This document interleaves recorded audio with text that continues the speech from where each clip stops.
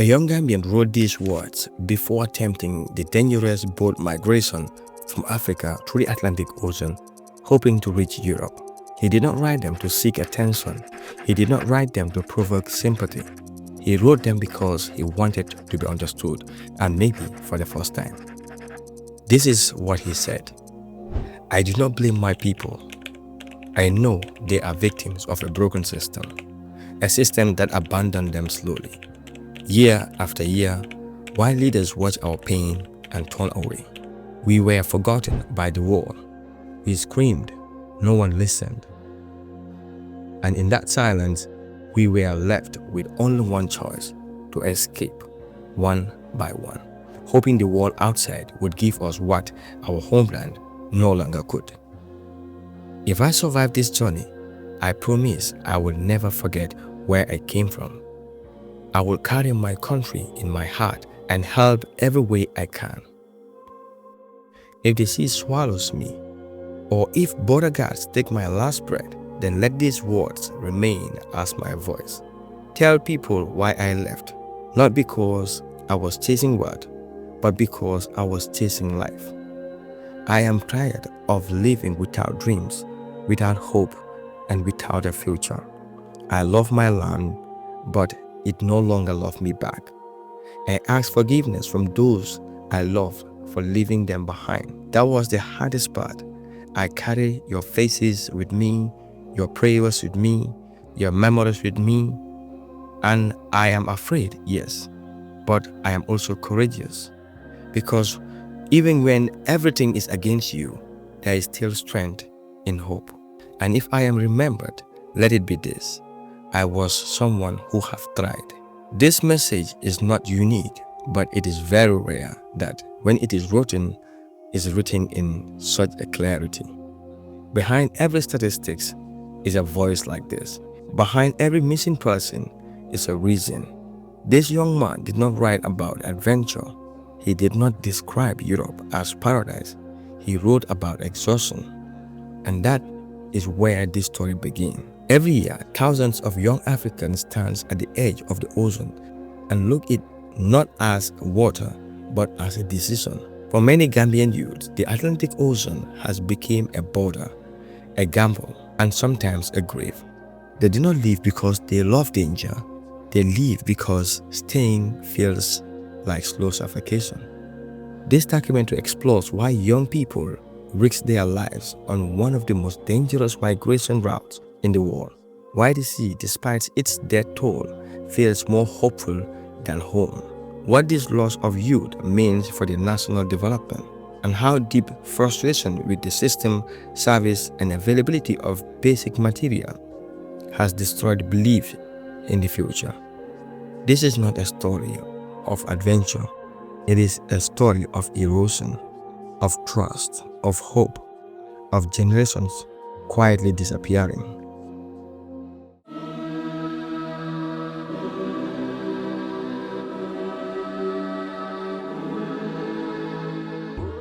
The Atlantic migration route from West Africa to Europe is one of the deadliest migration paths in the world.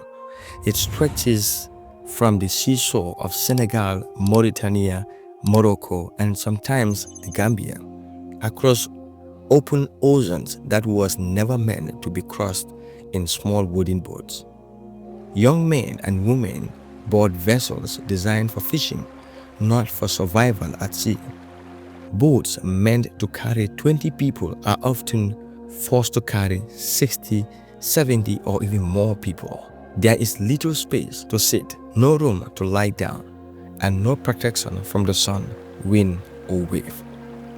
Food is limited, water runs out, engines fail far from the land, storms arrive without warning, the sun burns skins during the day, and the cold cuts through bones at night. When someone falls sick, there is no help. When someone falls overboard into the river, there is rarely time to stop to pick them. International migration agencies estimated that more than 30,000 people have died or gone missing on this route since 2014. In some individual years, more than 5,000 deaths were recorded. These are not projections or guesses. These are human beings whose bodies were never recovered, whose names were never fully confirmed, and whose families were never given closure. Experts believe that for every recorded death, several others go uncounted. Boats disappear without traces, phones stop ringing, silence replaces answers. In the Gambia, almost every community has a migration story, and increasing. Almost every community has a migration debt.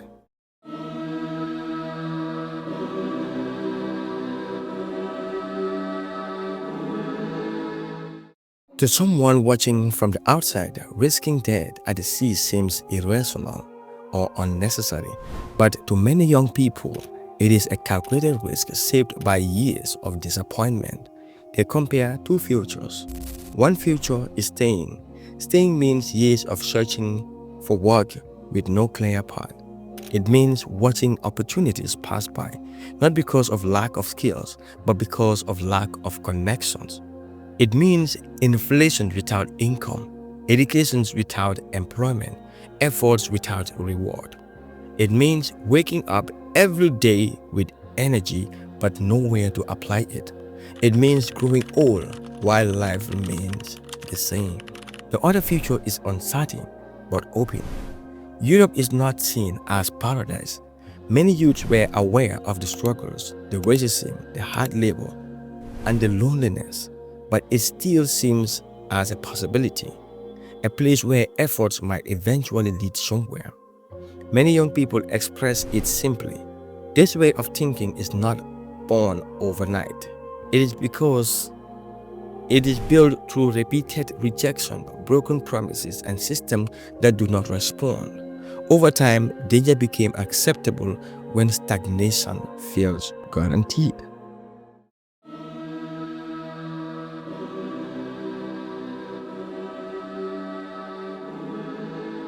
The most dangerous thing happening in the Gambia today is not migration, it is the belief in the system.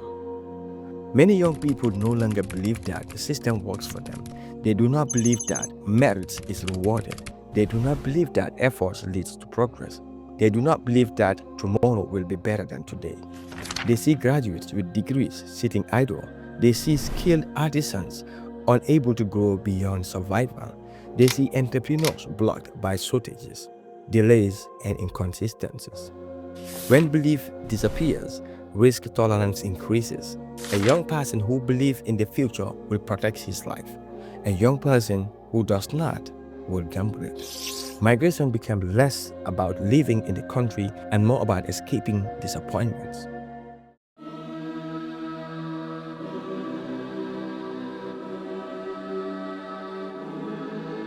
One of the most painful realities expressed by young Gambians is this simple truth. Even when you have the money, you still cannot do anything. In theory, capital should unlock opportunities. In practice, money often means absence. You want to build a house, but cement is unavailable, suddenly overpriced and restricted. You want to start manufacturing, but raw materials are scarce. Imports delay for months, and electricity is unavailable. You want to invest in agriculture, but inputs are very limited. Storage is poor and access to market is unstable. Money sits idle while time moves forward. This creates a deep sense of helplessness, not because people lack ideas or motivation, but because systems do not support execution. This is not laziness, it is structural frustration.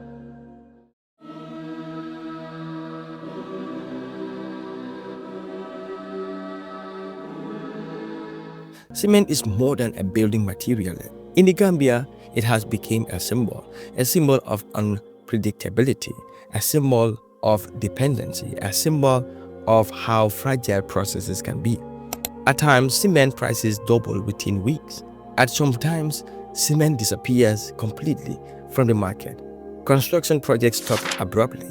Contractors lay off workers. Families pause building indefinitely or for a long period of time, sometimes even for years.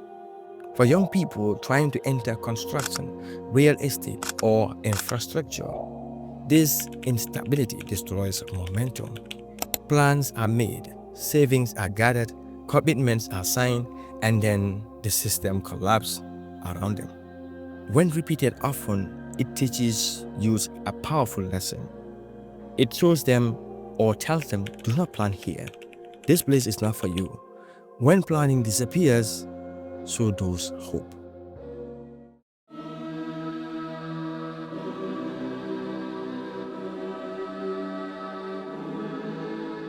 When one person leaves the Gambia, the effect does not stop with that individual. It spreads quickly throughout the family, throughout the neighborhood, and in the wider economy, in a way that are not very visible at first. A young man who leaves is not just a traveler, he is often a worker, a helper, or a provider, and sometimes the main hope of the entire household. When he is gone, someone else must carry the weight he left behind, and often there is no one strong enough to do so. Families lose daily labor. Farms lose hands that were meant to plant, weed, and harvest. Small workshops lose apprentices who were supposed to become masters. Transport owners lose drivers. Some lose trust workers. Even community leaders suffer because many young people who leave were already acting as organizers, helpers, and problem solvers in their areas. The country loses its most active population group. These are people between the ages where strength, creativity, learning speed, and energy are highest. Development depends heavily on this group. Roads are not built by ideas alone. Schools are not improved by plans alone. Systems do not run by speeches alone. They require people who are present, trained, and motivated. When large number of youths leave, productivity slows down. Fewer things are produced locally. Skills are lost faster than they are replaced. Experience disappears before it can be passed on to another person. Over time, the nation begins to rely more on imports and less on their own capacity. This is how migration quietly weakens a country, not through noise, through absence of the youth population.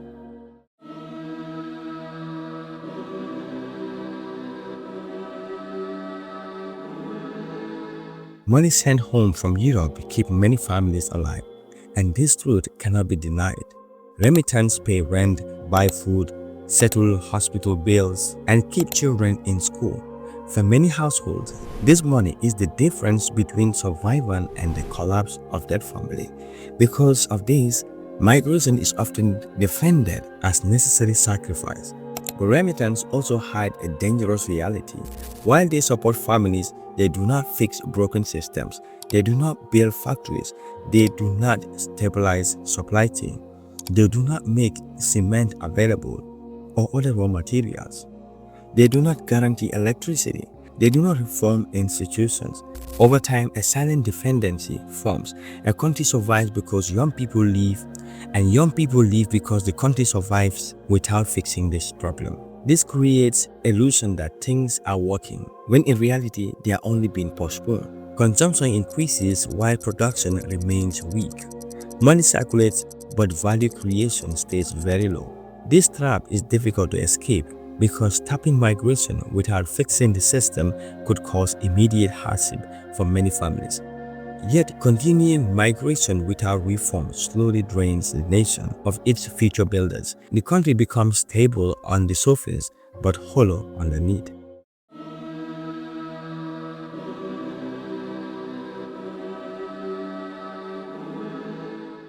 For youths who remain in the Gambia, the pressure is intense and constant. Every day they compare their lives with those that have left. They see photos from Europe. They hear stories of the struggle, but also stories of progresses. Houses being built, families being supported, debt being cleared, respect being restored. Slowly, staying behind feels like a failure, not because staying is wrong, but because the environment does not reward patience. Even educated youth begin to question their choices. Even skilled workers begin to doubt their future. Fear of the sea competes with the fear of stagnation. Social pressure joins economic pressure. Friends ask, "Why are you still here?" Family members hint at expectation. Silence becomes judgment. Over time, the sea stops looking like a danger and starts looking like a courage. Living becomes the test of manhood, a proof of seriousness, a measure of ambition. This psychological shift is one of the most powerful forces driving migration. It is not hunger alone, it is the feeling of being left behind by time itself.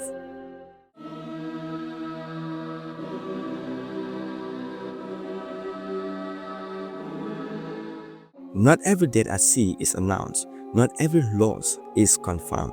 Many families live in the permanent uncertainty. A son leaves, week passes, month passes, phone stop ringing, hope refuses to die, even when logic says it should. Some families never receive bodies. Some never receive official confirmation. They live between mourning and waiting. Mothers kept room untouched. Fathers avoid the ocean. Young siblings grew up without answers, only stories. These deaths rarely appears in national statistics. They are not counted in the budget. They are not debated in parliament, but they exist deeply inside homes, shaping decisions, fears, and future. On the 1st of January 2026, a boat capsized, adding more names to this silent list. Government rescue effort began, but even rescues comes after losses. And as authorities search for accountability, families search for closures.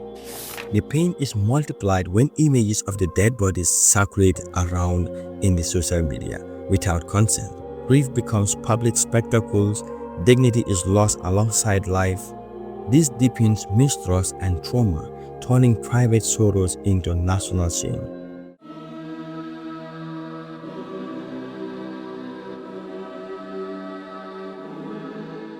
Development is not announcement, it is reality. It is knowing that when you plan, the system will support you instead of blocking you. It is knowing that the materials will be available when money is ready. It is knowing that the rules are clear and consistent. True development allows people to imagine the future without fear. It allows the effort to feel meaningful. It allows patience to make sense. When the system works, migration slows down naturally because staying becomes logical. Without these foundations, ambition looks outward and creativity migrates. Energy escapes, the nation loses, not because its people are weak, but because the structure is fragile.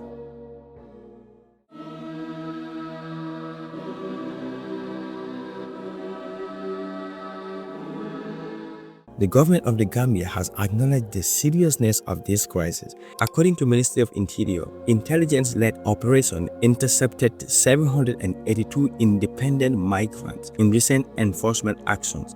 These individuals came from different West African countries, with Gambians forming a significant portion.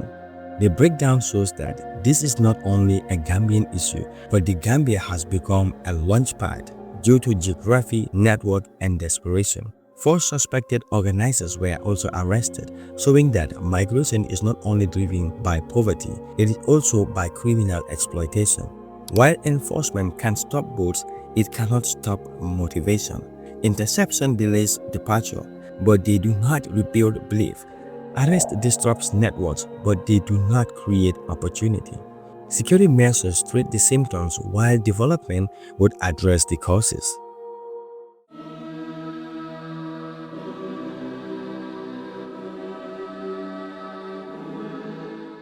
Gambian youths are not afraid of hard work, at least for the most part. They are afraid of working without results. They are not running from responsibility. They are running from systems that push efforts and reward connections. If belief returns, the risks will definitely be reduced. If availability matches intentions, hope will stay in this country, and the youth will also stay in this country. If materials are reliable, investment grows, systems functions, ambitions will remain local.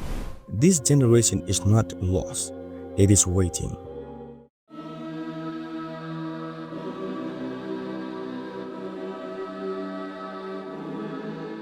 The sea does not call the young people, but silence does the call. The silence of a broken system, the silence of unavailable materials, the silence of delayed reforms. Until staying feels meaningful, boats will continue to live. Until beliefs is restored, the ocean will remain an option. This is not a migration story. This is a development warning. And time, like the tides, does not wait.